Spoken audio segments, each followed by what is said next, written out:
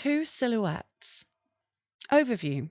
During the winter solstice, the Imperial prognosticators have identified two potential opportunities to use a major conjunction to send large numbers of Imperial heroes to the Barrens. Both conjunctions take place on Saturday morning. The Imperial Military Council will choose between them and which nations will be involved during the muster on Friday evening. A vile het. Battle. The recent conquests of Hope's Rest and the Carmine Fields, dubbed the Iron Causeway, has split the Druge's control of the Barrens. Whilst the last season of campaigning has seen heavy fighting in the east of the territory, focused towards the Fangs, the situation is different in the west. There's no significant military presence in Druge-held Dawnguard, Murderdale, or beneath the eaves of Peytat. The Orcs in the west are primarily guards, slavers, and the arcade retinues of the Druge overlords who subjugate the populace.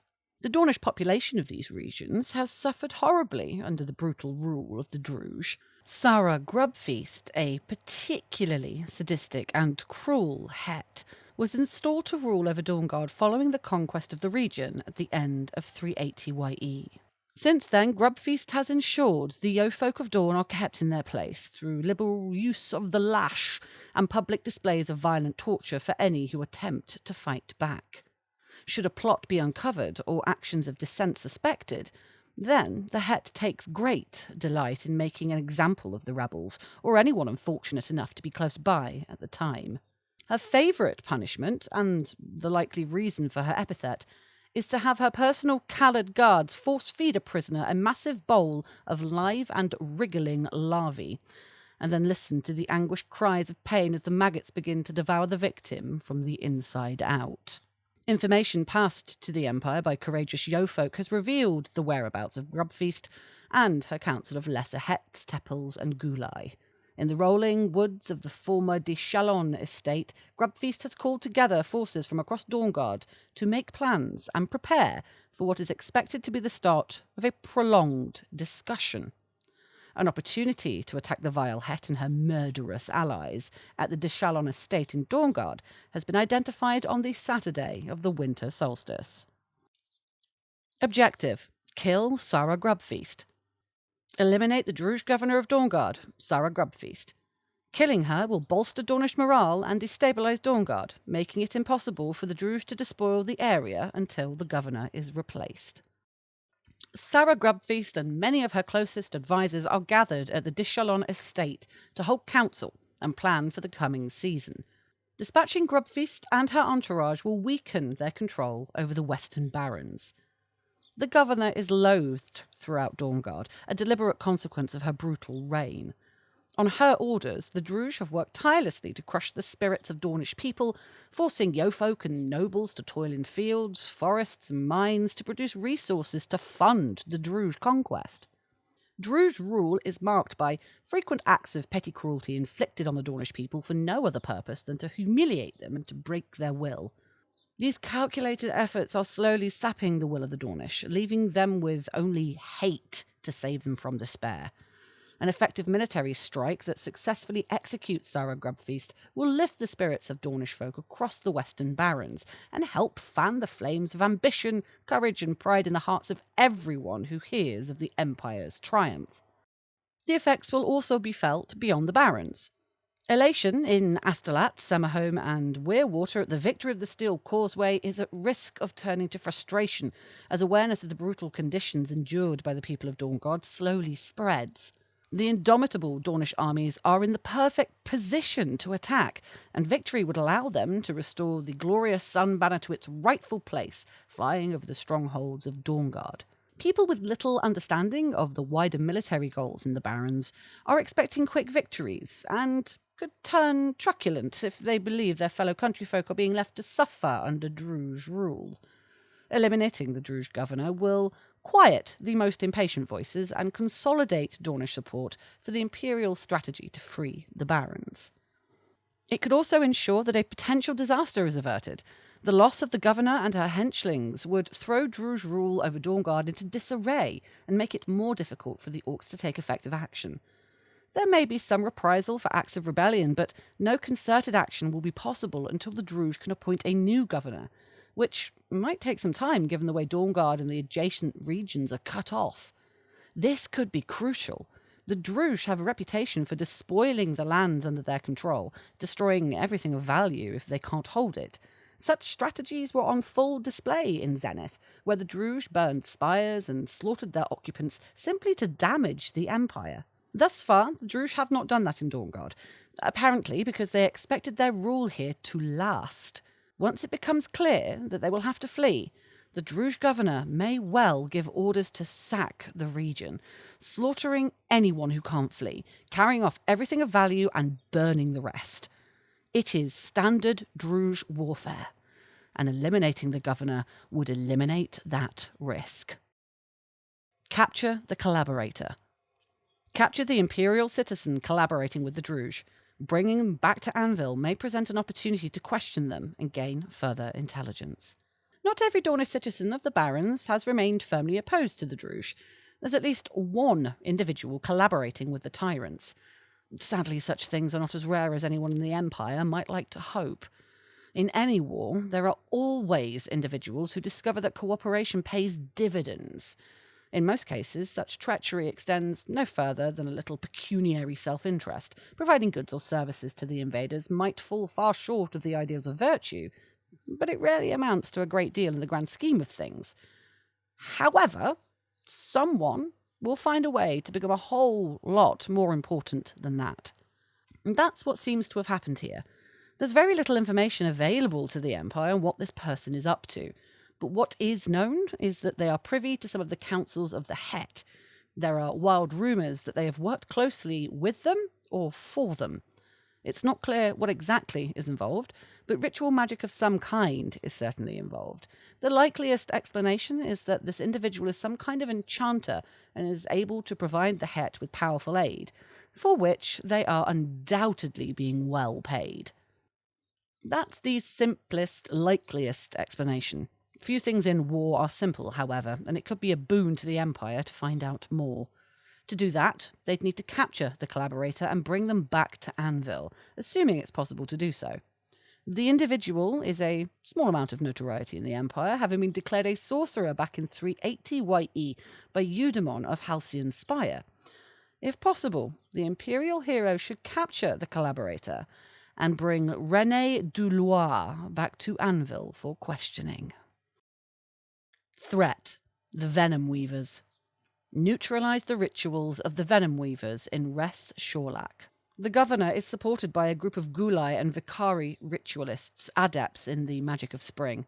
This coven, the Venom Weavers of Res Shorlak, are able to perform powerful rituals that spread venom far and wide, as well as many lesser rituals that cause the blood to run with poison. They're known to be in the area, guarding the meeting against attack. The Coven are relatively unlikely to move to engage Imperial forces directly, but they will certainly try to employ their magic against anyone who threatens the Governor, casting venomous magic as well as personal enchantments to Grubfeast's soldiers. The Empire will benefit from a way to neutralize these rituals or the ritualists that are performing them. Threats: the Fallen Knights. Release the fallen souls of Dawnguard. The Druj have perfected the black arts, a twisted perversion of the skills of the apothecary, combined with the brutal practices of the torturer. Using these techniques, they capture Imperial heroes and break their spirits to create tortured souls, the better to spread fear and terror through the ranks of their enemies. These black wraiths linger near battlefields where their madness causes them to strike out at anyone they once recognized as a friend. Sarah Grubfeast is known to keep a number of these broken creatures in close proximity, using them to terrify the local population. In particular, the Het is believed to have corrupted several fallen knights from prominent Dawnguard houses. These poor benighted wretches are beyond saving, but their presence here casts a shadow over their house's glory that will not be removed until they are sent to their final rest. A curious reprise. Battle. Having forced the Druj forces back from the Steel Causeway, the Imperial armies are now pressing on into the Bitter Strand. The slog of campaigning has seen the butcher's bill rise high this season, with many being laid low by arrows, poison weapons, or falling to cunningly placed traps. If the Empire wishes to push onward to claim the region, or even control the entire territory, more death is a certainty.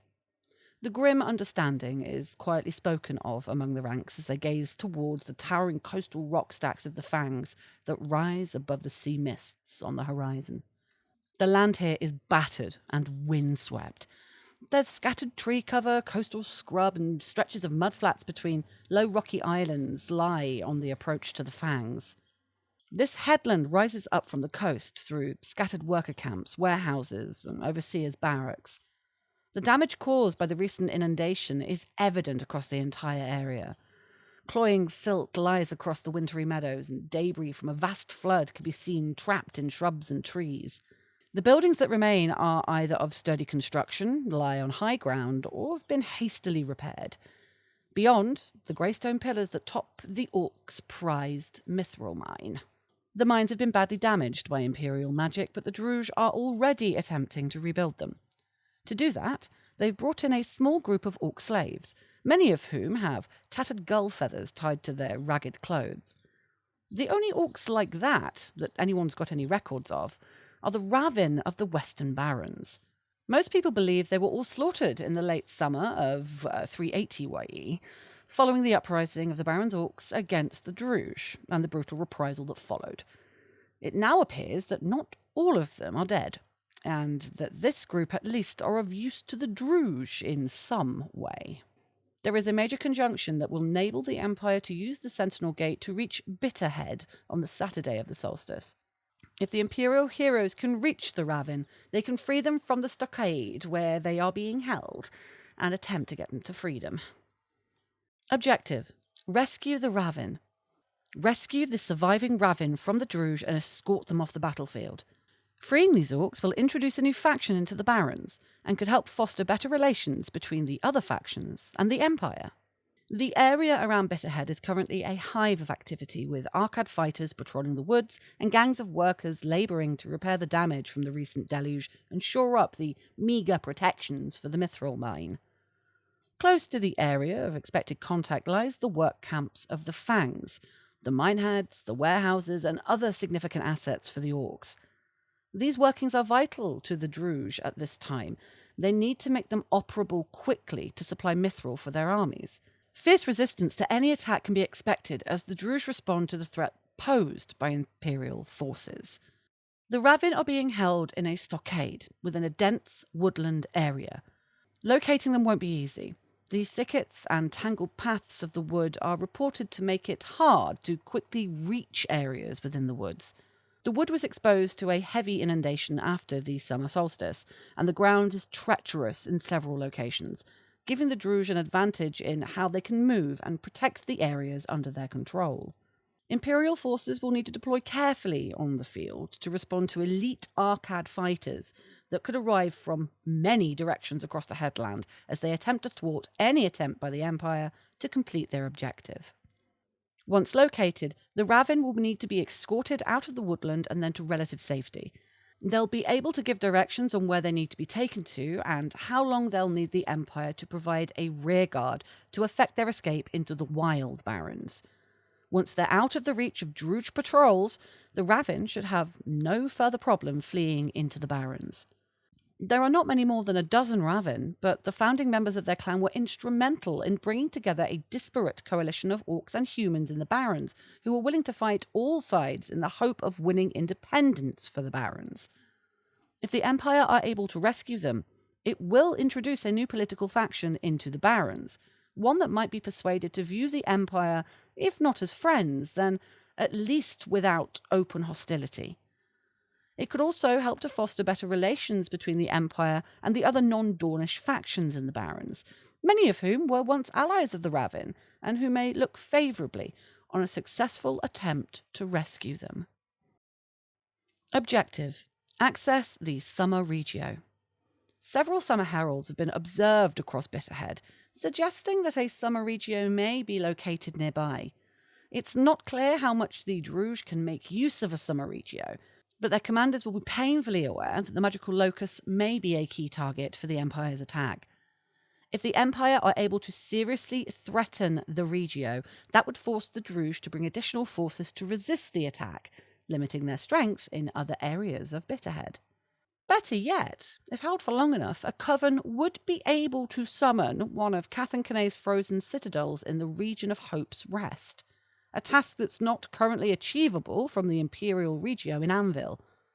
Should time allow, and the nations journeying to the area be well prepared, then additional summer rituals, or those of other realms, could also be attempted. Threats. Keep the Ravin away from Dornish forces. The Ravin have every reason to expect treachery from the Dornish. There will be very limited opportunities to talk to the Ravin on the battlefield. The area is heavily infested with Druge, and the safest way to save the Ravin is to get them away from the area as quickly as possible. However, they might be reluctant to go with any Imperial forces, who they have very little reason to trust and every reason to fear. Any attempt to begin protracted negotiations will be doomed to failure, but the initial contact is likely to be important, and capable diplomats who are able to convince the Ravin that the Empire are there to free them will be vital. If the Ravin can be convinced of the Empire's good intentions, then there may be a limited window to find out why they're there and what their intentions are, if the Druge can be kept at bay long enough. The Ravin are likely to want to flee the area as quickly as possible once they are convinced they can escape, so any opportunity will be limited in scope. It would not be wise to have Dornish diplomats involved in any attempt to talk to the Ravin. There is little love lost between any of the barons and the Dornish, but the Ravin were on the sharp end of the most recent betrayal, when the Empire forged an alliance with the Druge, divided the barons between them. The betrayal split the Ravin clan, and the resulting intensity of their hatred for the Dornish drove half of them, the Black Wind, to side with the Druge. It won't be an issue for Dorne to take the field, but any discussions with the Ravin are bound to go better if the party doesn't include knights, enchanters, and yeofolk. Palace of Oriab. Conjunction. The Bone Serpent clan of the Druge are moving towards the border between the Barons and Ossium in Farweald. They're escorting the Sleepless Nightmare, who has the power to destroy the Palace of Oriab. The Apothecary of Oriab is responsible for the safety of the palace. The Bone Serpent clan, forced out of Ossium by the Imperial advance almost 2 years ago, are reported by Varushkan scouts of the Northern Eagle to be on the move towards the border with Ossium. A group of their elite Druge warriors are accompanying a herald known as the Sleepless Nightmare through Farweald with the intent to destroy the Palace of Oriab. If they're allowed to pass over the border and into Drownbark Forest, they'll be lost to Imperial eyes, and the palace will fall. There will be stiff resistance from the Druge group. Heavily armoured warriors and a force of Vicari are accompanying the Sleepless Nightmare. The scouts are unable to get any information on the creature, beyond that it's a herald of agreement. Given the group is pressing towards the Palace of Oriab, the responsibility for this conjunction lies with the current Apothecary of Oriab, Nikolai Desevich Patazka. If the Varushkan senators were to somehow manage to appoint someone else before the conjunction opens, then the responsibility would pass to the newly elected apothecary. Near the heart of Paytat. Conjunction. The Screaming Wasp clan are moving towards the eaves of Paytat. The number includes a coven of apprentice Gulai who will enchant the workers once they reach the eaves. They're accompanied by the Scorched Liege, a herald of Surut. The Grand Master of the Shuttered Lantern is responsible for stopping the ritualists. The Burnt Fist Coven of Apprentice Gulai, associated with the Screaming Wasp clan, are moving towards the eaves of Paytat to support the efforts of the Druge there to grab as much weirwood as possible. The Master of the Burnt Fist is a Master of the Spring Realm and has sent them to place enchantments on those who work the massive grove of weirwood trees. There will be stiff resistance from the Druge group. Heavily armoured warriors protecting the coven and supported by the Scorched Liege. The scouts that were able to track them are unable to get any decent information on the creature beyond that it is a herald of Surut. The coven are believed to be carrying an unknown to the Empire. As there is a chance to acquire the knowledge of an enemy of the Empire, it's the responsibility of the Grand Master of the Shuttered Lantern, Tyburn of House de Rondel. If the group is stopped and a majority of the apprentice Gulai killed, then the ability of the Druj to harvest weirwood from the Eves of Patat will be affected for at least a season. Further, with the force left in disarray and the guards of the grove forced to extend their patrols, then the scouts who first identified the opportunity will be able to slip in and recover a number of wains, of which 4 will be sent to Tyburn of House de Rondel. Pay that price in blood. Conjunction. Garsnag Mudchurner's clan is retreating from the heavily armoured Knights of the Golden Sun. If they're not stopped, then they will slaughter a number of Dornish partisans in the Barrens. The General of the Golden Sun is responsible for stopping the Het. The Knights of the Golden Sun have managed to repel the attack on the Steel Causeway this season. One of the many clans that have homes in the Western Barrens and have been separated from the rest by the forging of the Steel Causeway. Having been stymied in their attempts to cross by a number of Dornish yeofolk, they've turned back towards Murderdale. Towards the lands of House de Percy, a small group of Dornish partisans who have refused to quit the territory have been fighting a guerrilla war against the Druj. Het Garsnag Mudchurner will be accompanied by a combined force of troops drawn from the Arcad. The scouts have also indicated that at least 2, and possibly more, tortured souls are present here. Heroes attempting the skirmish should consult with the High Exorcist or the Master of the School of Exorcism to ensure that they have made the right preparations to deal with these monsters. Given that it was the yeofolk of the Golden Sun who were able to uncover the whereabouts of Garsnag Mudchurner, the responsibility for this conjunction lies with the current general, Zoran D. Orzel.